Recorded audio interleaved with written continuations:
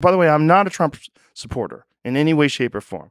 I've had the opportunity to have him on my show more than once. I've said no every time. I don't want to help him. I'm not interested in helping him. Joe Rogan has reportedly rejected Donald Trump's request to be a guest on his podcast. I'm your host, Johnny Rogers, and I've got everything you need to know.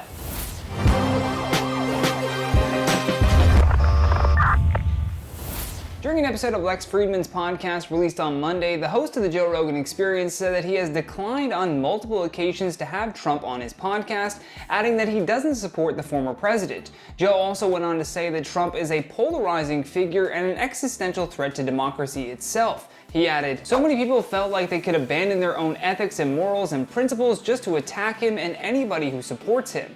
Lex Fridman, though, on the other hand, countered Joe's dismissal of having Trump on his podcast and said that Rogan has had controversial people on his show before, using Kanye West as a main example. Although in response, Rogan said, "Yeah, but Kanye's an artist. But Kanye doing well or not doing well doesn't change the course of our country." Which would have been a fair point if Kanye was on the show to just, promote his new album or something, but he wasn't. If you recall, Kanye came on the Joe Rogan Experience while he was trying to run for president. What are you doing? You running for president? Yes.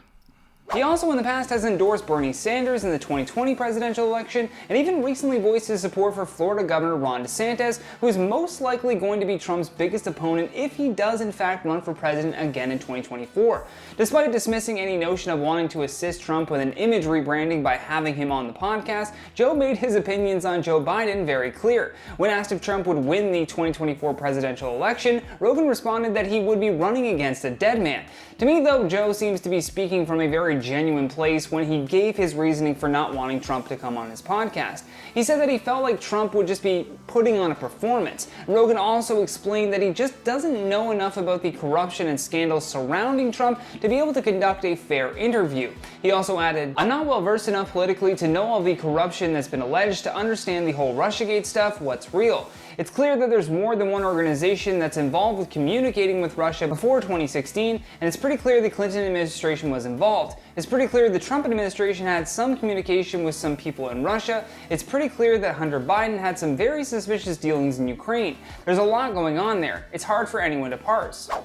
And due to time constraints and other priorities, he admitted that an interview like that would require a lot of research for a long time, and he just doesn't have that kind of time. Which, good on him for knowing his limitations when it comes to interviews. That's how you know he's not just after views or clicks. Because if he had Trump on his podcast, you know that it would be one of the most downloaded episodes in the history of podcasting. Probably more than when Mark Maron interviewed Obama.